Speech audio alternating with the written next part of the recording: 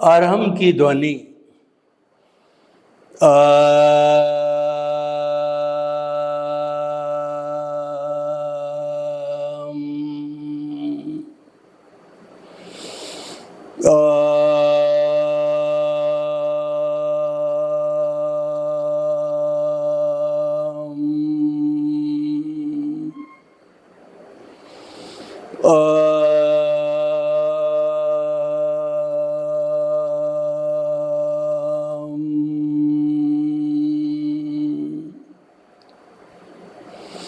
ओम की ध्वनि ओ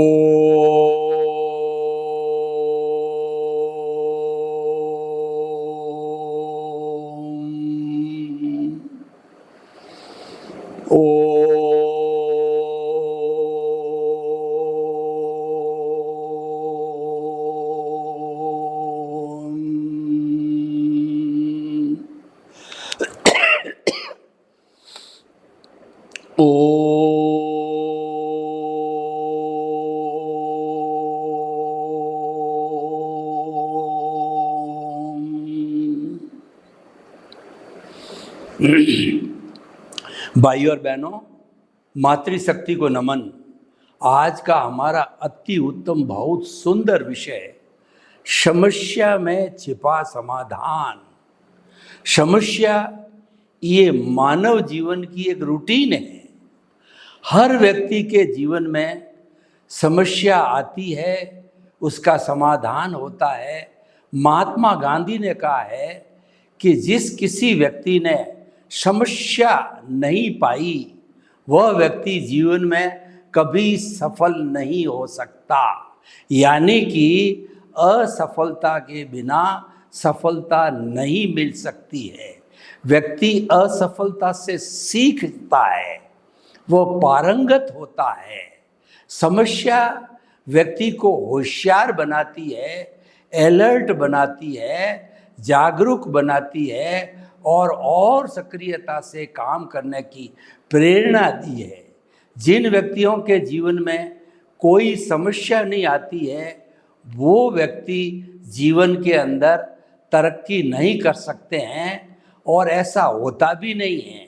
भगवान राम का जीवन देखिए, भगवान महावीर का जीवन देखिए, गौतम बुद्ध का जीवन देखिए, भगवान कृष्ण का जीवन देखिए। कितने जीवन में उतार चढ़ाव आए हैं। हमारी प्रकृति को देखिए, प्रकृति में सुबह होती है, दोपहर होती है, शाम होती है, धूप आती है, छाँव आती है, रात्रि आती है। कितना परिवर्तन होता है। ये जो उतार चढ़ाव है ये समस्या को निमंत्रण देते हैं और समस्या आने पर व्यक्ति किस प्रकार धैर्य रख करके उस समस्या का समाधान करता है ये उस व्यक्ति की योग्यता पर निर्भर करता है। और एक प्राकृतिक नियम है कि हर समस्या के साथ में समाधान छुपा हुआ है।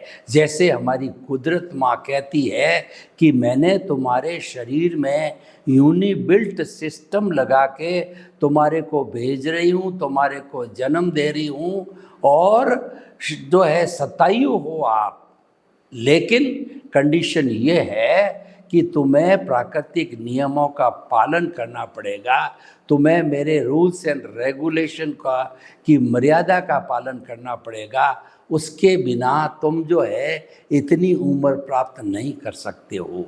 उसी प्रकार समस्या आना कोई बड़ी बात नहीं है, लेकिन महापुरुष वह होता है कि उसकी पैनी नज़र से उसके अंदर छिपे हुए समाधान को वो देख लेता है। हर समस्या समाधान लेकर के आती है, हर प्रभात रात्रि को साथ लेके आती है, हर सुख दुख को साथ लेके आता है, हर जन्म मृत्यु को साथ लेकर के आता है। ऐसा कभी नहीं होता है कि जन्म तो होगा लेकिन मृत्यु नहीं होगी। ऐसा इस धरा पर कोई व्यक्ति अमर नहीं हुआ है। इसीलिए महापुरुष वो होते हैं जो समस्या में छिपे हुए समाधान को अपनी तीक्ष्ण बुद्धि से, अपनी पैनी नज़र से वो देख लेते हैं और उसी के अनुरूप वो कार्य करते हैं। अब हम कुछ समाधान लेते हैं व्यवहार जगत के कि किस प्रकार समस्या आती है और उसके अंदर छिपा समाधान क्या है, वो हम अपनी पैनी नज़र से समाधान भी आपको बताएंगे। देखिए, किसी व्यक्ति के पति पत्नी के बीच में टकराव हो गया और टकराव होते होते इतना बढ़ गया कि तलाक की स्थिति पैदा हो गई। लेकिन पुरुष या स्त्री में से कोई व्यक्ति पैनी नज़र वाला होता है, समस्या में छिपे हुए समाधान को देखने वाला होता है, वो श्रद्धा और सबूरी वाला होता है, धैर्यवान होता है, तो उसको वो समाधान जो छिपा हुआ है दिख जाता है। तो मान लीजिए पति उस पैनी दृष्टि से समस्या में छिपे हुए समाधान को देख लेता है, तो वह अपनी पत्नी से कहता है कि बोलो, मैं तुम्हारे से राजीनामा करने को तैयार हूँ, तुम तलाक के लिए क्यों तैयार हो गई हो?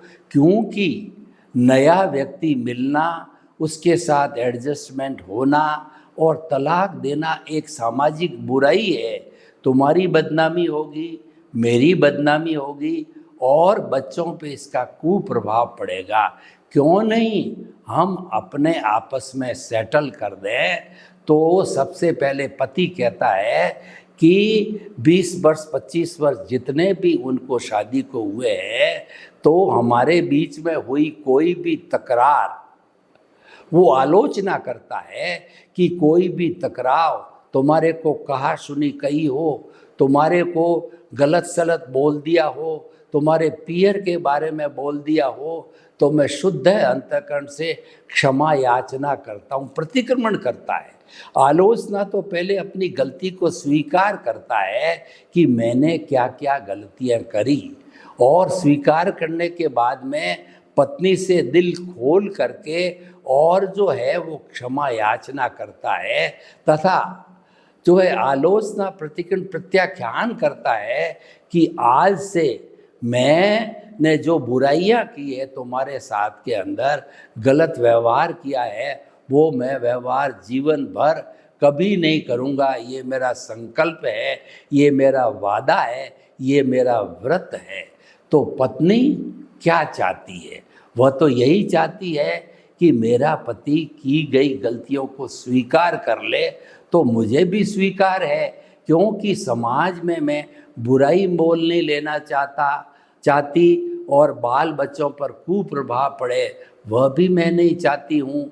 उनका भविष्य खराब होगा और उसके साथ साथ के अंदर मेरा जीवन बाकी का कैसे निकलेगा, ये भी बड़ी समस्या है। बच्चे किसके साथ रहेंगे, कोर्ट क्या डिसाइड करेगा, यानी जो है हम बड़े टेंशन में आ जाएंगे।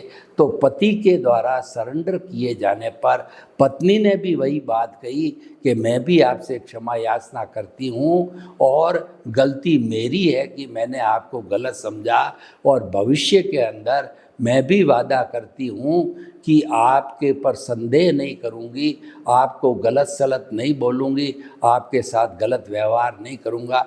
उनके बीच में समझौता हो गया और शेष जीवन बड़ा आनंद के साथ निकला। बच्चे भी खुश हो गए, बच्चों की शादियां हो गई और सब काम एक आदर्श जो है पति पत्नी को आदर्श ग्रस्त को करना चाहिए, वो सारे काम निपट गए। अब देखिए दूसरा एग्जाम्पल देता हूँ कि किसी व्यक्ति ने जो है अपने पैसे हड़प कर लिए और वह देना नहीं चाहता है, जबकि वो पैसा सब ईमानदारी का था, यानी एक्चुअल का था। तो उन्होंने जो है उस व्यापारी को बुलाया कि भाई तुम्हारे को मैंने इस तरीके से सही रेट से माल दिया और तुम्हारी बात पे विश्वास किया, तो आप मुझे पैसे क्यों नहीं लौटाते हो? क्योंकि जो है जो पैसे मेरे को भी आगे चुकाने हैं, ऐसा नहीं है कि सारे पैसे मेरे घर में रह जाएंगे। अगर अपन यूँ व्यवहार नहीं चलाएंगे तो मार्केट के अंदर अपनी इज्जत चली जाएगी, और फिर लोग, चाहे आप हो चाहे मैं हो, टाइम से किसी को पेमेंट नहीं गया तो हमारे पे आगे कोई विश्वास नहीं करना चाहिए। क्यों करेंगे? क्योंकि ये तो परस्पर जीवनाम की बात है। हर व्यक्ति एक दूसरे पर समाज में जीता है, विश्वास करना पड़ता है, विश्वास के बिना जीवन नहीं चलता है। और आप बहुत सज्जन व्यक्ति हो, आप बहुत अच्छी फैमिली से व्यक्ति हो, आप क्यों मेरे पैसे रोक रहे हो? तो उसने कहा, सेठ जी मेरी क्या अभी स्थिति माली है और मैं संकोच कर रहा हूँ कि स्थिति ठीक नहीं होने के कारण मैं पैसे चुका नहीं पा रहा हूँ। तो उसने कपड़ा जो जिसने दिया है, सेठ ने कहा, आप बताओ किस तरीके से अपन सेटलमेंट करें।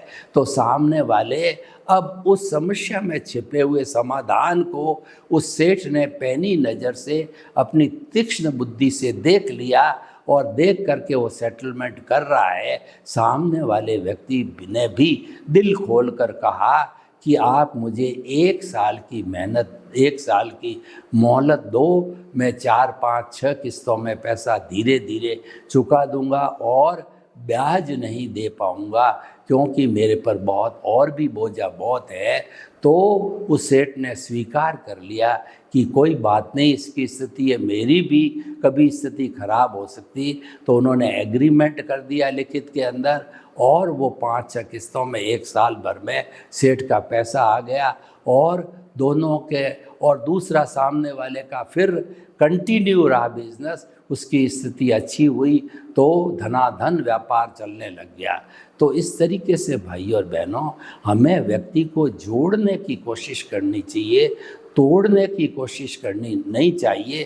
क्योंकि उदय और प्रारब्ध के अधीन जो है व्यक्ति कई बार अच्छा होते हुए भी उसके पापोदय के कारण वह बुरा हो जाता है, समस्या आ जाती है, लेकिन उसका सरल तरीके से समाधान जो है वो ढूंढने की कोशिश करनी चाहिए।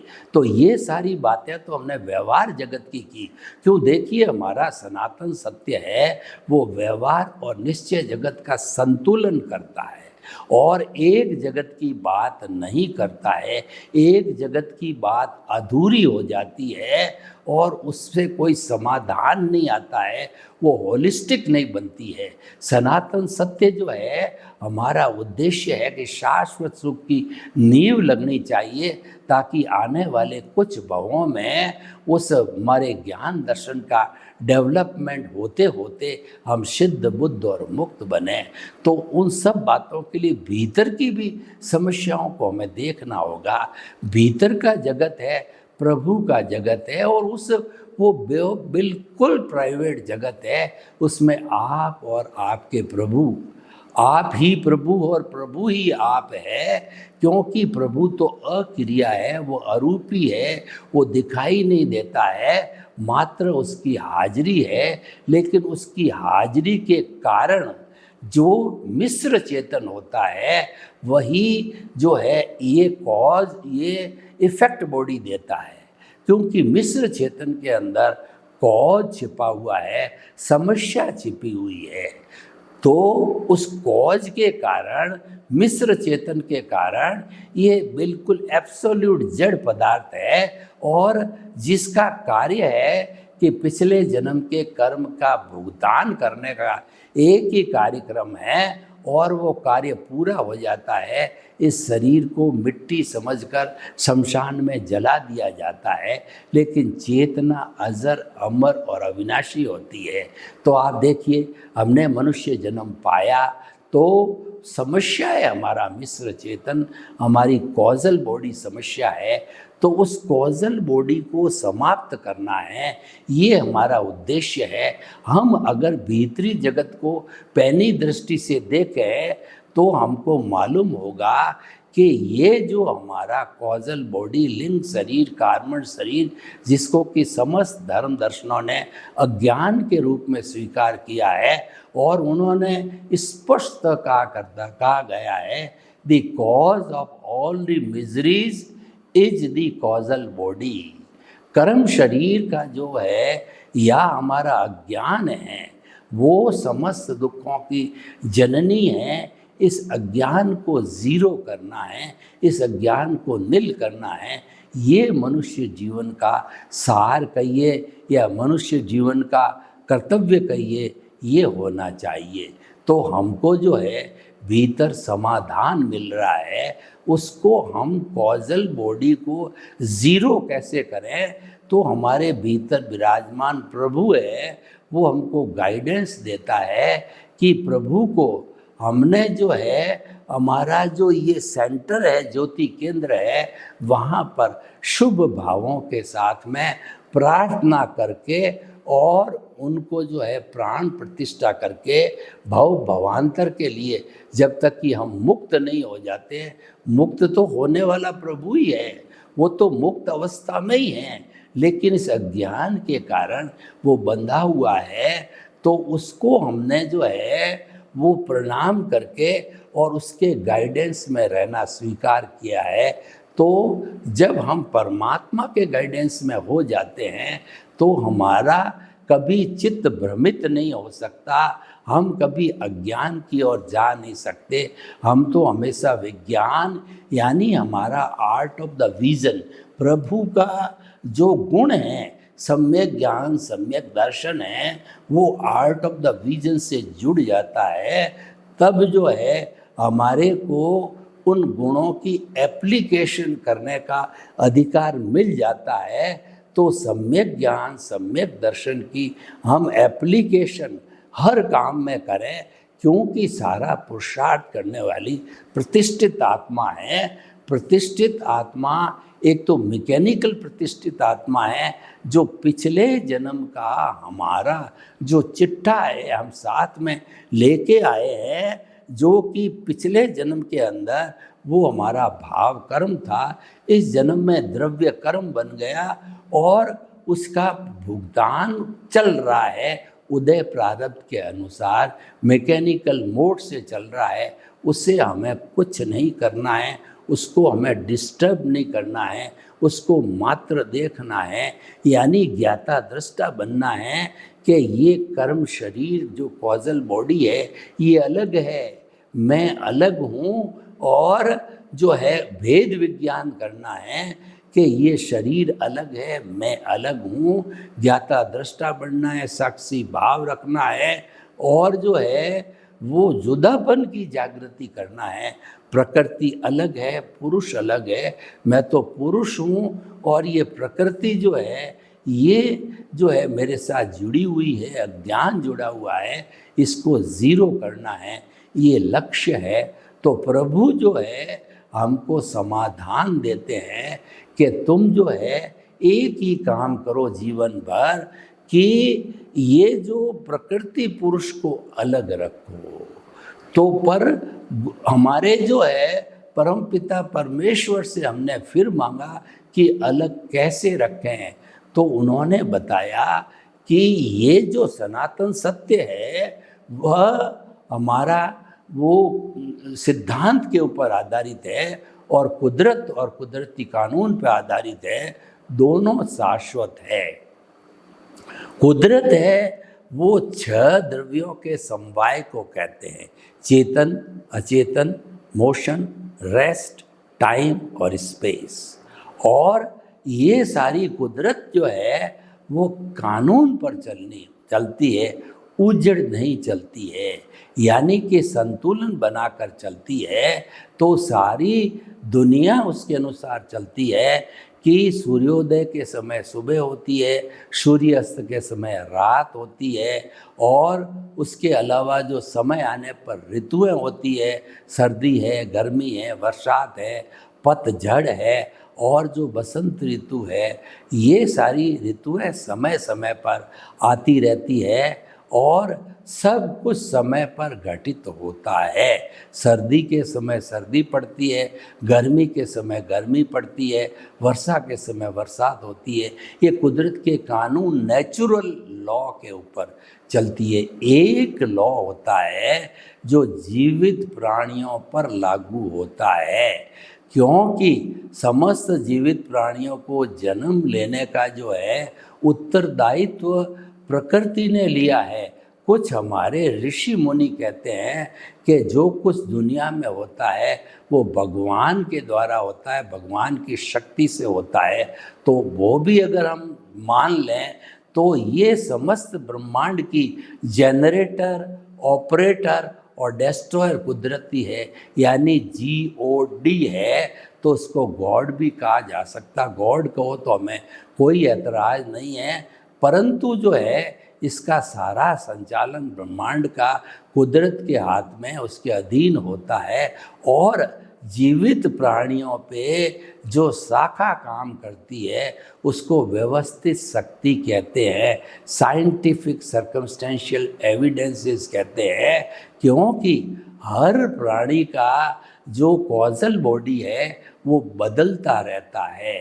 तो कॉजल बॉडी के बदलने के कारण जो 6 द्रव्यों की कुदरत है उन 6 द्रव्यों को भी अवस्था रूप में बदलना पड़ता है। तत्व रूप से वो शाश्वत है, अवस्था रूप से वो विनाशी है। क्योंकि वो द्रव्य क्षेत्र, काल और भाव के माध्यम से जो है वो व्यक्ति के कर्मों का भुगतान करने के लिए जो है संयोग जुटाती है। और संयोग भी जो है टेम्परेरी होते हैं। इसीलिए कहा गया है कि मन, वचन, काया तथा उससे जुड़ी हुई हर अवस्था मात्र कुदरती रचना है और वह व्यवस्थित है और वह अवस्था होने के कारण नाशवान है, प्योरली टेम्परेरी है। वो जाने के लिए आई है, सुख जा रहा है, सुख रहने के लिए नहीं है। सुख आया है नहीं कहा जाता है, सुख जा रहा है, दुख जा रहा है, हमारी आयु घटित हो रही है। ये सब जाने के लिए आए हैं क्योंकि ये सब टेम्परेरी है। तो अतः हम कहना चाहते हैं कि कुदरत जो है जो टेम्परेरी और परमानेंट 2 विषयों में काम करती है। तत्व रूप से वो परमानेंट है, अवस्था रूप से वो टेम्परेरी है। तो इस कारण से ये कुदरती रचना बदलती रहती है। उसको संसार कहते हैं कि हर क्षण हर वस्तु बदलती रहती है। जो संचरण करता है वो संसार कहलाता है। उससे कर्मों का भुगतान होता है और भुगतान होकर के NOC होकर के धीरे धीरे जो हमारा अज्ञान था वह ज़ीरो हो जाता है। ये प्रभु की कृपा से, प्रभु की हाजिरी से और प्रभु के गुण, सम्यक ज्ञान, सम्यक दर्शन की एप्लीकेशन होने से ही संभव है। जो हम कुदरती रचना कब देख पाएंगे? जब सम्यक ज्ञान, सम्यक दर्शन की एप्लीकेशन होगी। और उसके विपरीत अगर हम देहाध्यास में चले गए, हम जो है उदय प्रारब्ध के साथ जुड़ गए, तो मिथ्या ज्ञान, मिथ्या दर्शन और मोहनीय कर्म की एप्लीकेशन हो जाएगी। तो उसमें तो चौबे जी छब्बे जी बनने गए और रह गए दुबे जी। यानी कि हम तो उस कर्म शरीर को, हम उस जो है अज्ञान को मिटाना चाहते थे, अज्ञान और बढ़ गया। वो तो हम भव भवांतर से घूम ही रहे हैं। फिर इस मनुष्य शरीर का हमने क्या निष्कर्ष निकाला? तो इसीलिए हमेशा मनुष्य जीवन का निष्कर्ष निकालना है तो केंद्र में आप आत्मा की प्राण प्रतिष्ठा कर दीजिए और हमेशा जो है वो आत्मा के इर्द गिर्द रहिए। तो सम्यक ज्ञान, सम्यक दर्शन जो उसके आशीर्वाद से मिलता है आर्ट ऑफ द विजन के अंदर, तो उसकी एप्लीकेशन जब होती रहेगी तो उसकी बढ़ोतरी यानी उसका इंक्रीमेंट यानी उसका प्रमोशन होता रहेगा। इस जन्म के अंदर हम आए थे जब हमारा सम्यक ज्ञान, सम्यक दर्शन 20% था और इस जन्म में उसकी एप्लीकेशन करके हमने 40% कर दिया। तो वो आने वाले जन्म में 40 ही रहेगा, घटता नहीं है, ये बढ़ता जाता। और जब ये 360 डिग्री का हो जाता है, ये हमारी सतत जागृति 100% पर आ जाती है और हमारी प्रीति 100% है ही है। और जब ये अज्ञान जीरो हो गया तो हमारा अनुभव बढ़ते बढ़ते पारा जो थर्मामीटर में बढ़ता है तो टॉप पे जा कर के वो स्थिर हो जाएगा। 360 डिग्री का जो हमारा ज्ञान है, इसका अर्थ है कि केवल दर्शन हो गया, और केवल दर्शन होते ही हमारी प्रतिष्ठित आत्मा समाप्त, हमारा ज्ञान समाप्त, हमारा मन समाप्त, सब कुछ जीरो हो गया। और नेक्स्ट बर्थ के अंदर हम केवल ज्ञान को प्राप्त करके सिद्ध, बुद्ध और मुक्त बन सकते हैं। तो भाई और बहनों, हमें हमेशा जो है समस्या में छिपे हुए समाधान को पैनी नज़र से देखना चाहिए। सर्वे भवन्तु सुखिनः, सर्वे सन्तु निरामया। लोग के जीवों को सुख मिले, शांति मिले, आनंद मिले, प्रेम मिले, सौहार्द मिले, और हम सभी समस्या में छिपे हुए समाधान को ढूंढ करके जीवन में शाश्वत सुख की प्राप्ति करें। आपके प्रति मंगल भावना हो।